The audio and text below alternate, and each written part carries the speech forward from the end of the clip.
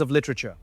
Today, we step into a world of shadows, ruined castles, forbidden experiments, madness, ghosts, monsters, and the darkest corners of the human mind. Our topic is Gothic literature, one of the most fascinating and enduring traditions in literary history. From Frankenstein to modern horror films and psychological thrillers, Gothic literature has shaped how humanity imagines fear, evil, identity, science, and the supernatural. But Gothic literature is not simply about ghosts and haunted houses. It is about anxiety. It is about the fear hidden beneath civilization. It is about the monster within humanity itself.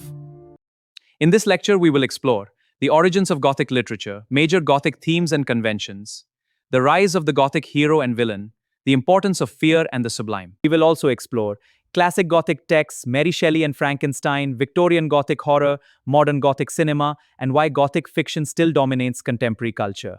So dim the candlelight, open the creaking castle door, and let us enter the Gothic imagination. Gothic literature is a literary genre that combines horror, mystery, death, psychological terror, the supernatural, emotional intensity, and dark settings. The word Gothic originally referred to medieval Gothic architecture, massive cathedrals, dark corridors, pointed arches, underground chambers, and ancient ruins. Writers transformed these architectural spaces into literary landscapes of fear. In Gothic fiction, the setting itself becomes alive. The castle watches, the storm speaks, the darkness breathes, and the human mind slowly collapses under terror. Most literary historians trace the beginning of Gothic literature to Horace Walpole and his 1764 novel, The Castle of Otranto. This novel introduced many Gothic conventions: haunted castles, supernatural events, family curses, hidden secrets, dark passages, and mysterious deaths. 18th century Europe was deeply influenced by the Enlightenment, an age of reason, science, and logic. But Gothic literature emerged almost as a rebellion against pure rationality. It asked disturbing questions. What if reason cannot explain reality? What if darkness exists beneath civilization? What if human beings are not truly rational at all? In many ways, Gothic literature is the nightmare of the Enlightenment. Atmosphere is central to Gothic fiction. The Gothic writer creates emotional tension before anything terrifying even happens. Typical Gothic settings include abandoned castles, monasteries, graveyards, forests, prisons, underground tunnels, stormy landscapes, and isolated mansions. Weather is important too. Rain, thunder, fog, midnight winds. Nature itself reflects psychological terror. This technique is called pathetic fallacy, when nature mirrors emotional states. For example, in Wuthering Heights, the violent moors reflect the emotional chaos of the characters. In Gothic literature, setting is never merely background. It becomes a psychological extension of fear. An important distinction in Gothic studies is the difference between terror and horror. The Gothic novelist Anne Radcliffe famously argued that terror expands the soul and imagination, while horror freezes and shocks the reader. Terror is anticipation, a creaking door, a shadow in the hallway, footsteps at midnight. Horror is revelation, the corpse, the monster, the blood. Modern horror cinema often emphasizes horror. Classic Gothic literature often emphasizes terror. And psychologically, terror is sometimes more powerful because the imagination creates fears greater than reality itself. Gothic literature gave rise to one of literature's most influential character types, the Byronic hero. The Byronic hero is mysterious, rebellious, emotionally tortured, intelligent, isolated, and morally ambiguous. Examples include Heathcliff from Wuthering Heights and Rochester from Jane Eyre. And later Gothic anti-heroes such as Dracula. These figures fascinate readers because they combine attraction and danger. The Gothic hero often exists between civilization and savagery. Now we arrive at one of the greatest Gothic texts ever written, Frankenstein by Mary Shelley. Published in 1818, this novel transformed Gothic literature forever. The story emerged during a famous gathering near Lake Geneva where Lord Byron challenged his guests to write ghost stories. Mary Shelley created something far deeper than a ghost story. She created a philosophical nightmare. Victor Frankenstein becomes obsessed with conquering death through science. He creates life artificially. But once the creature comes alive, Victor is horrified by his own creation.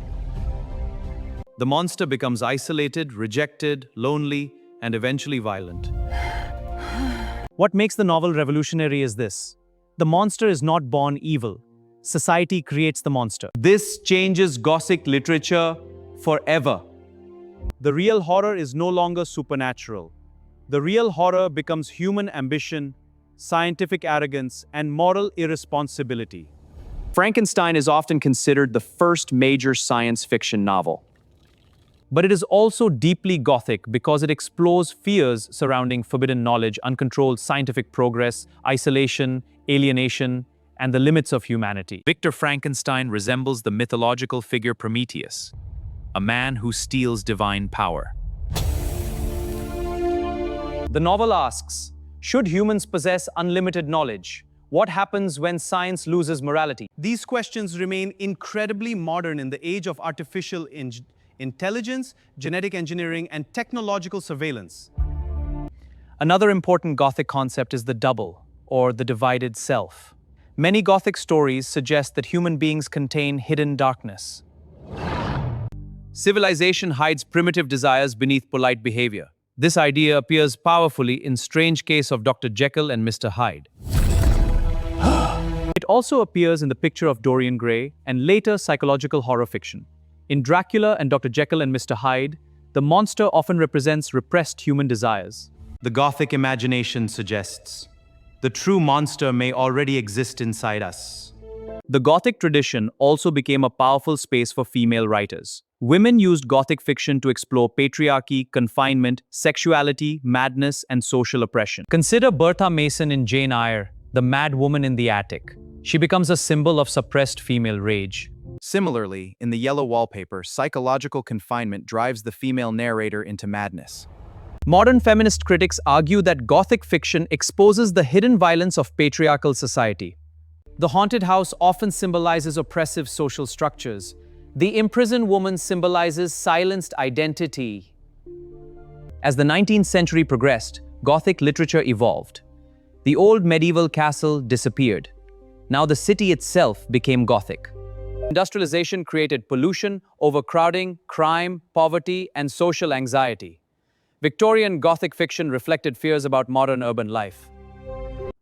In Dracula, the vampire invades modern London.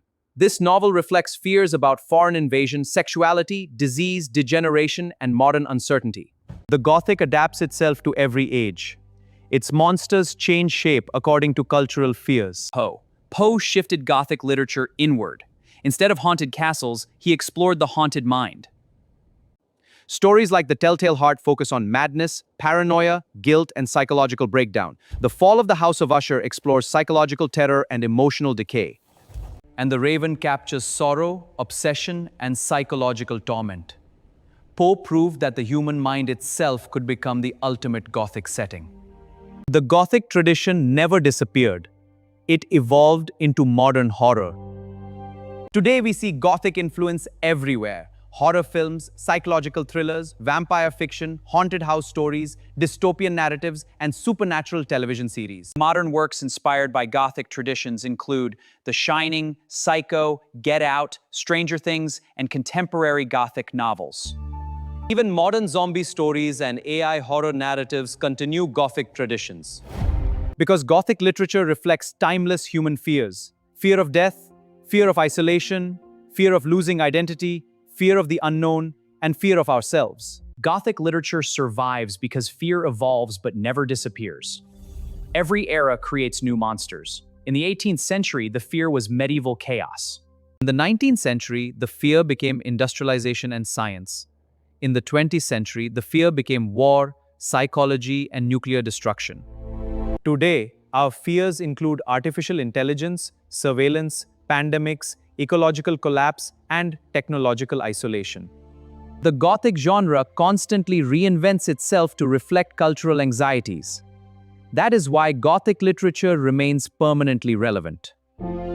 So what is Gothic literature ultimately about? It is not merely ghosts, vampires, or monsters.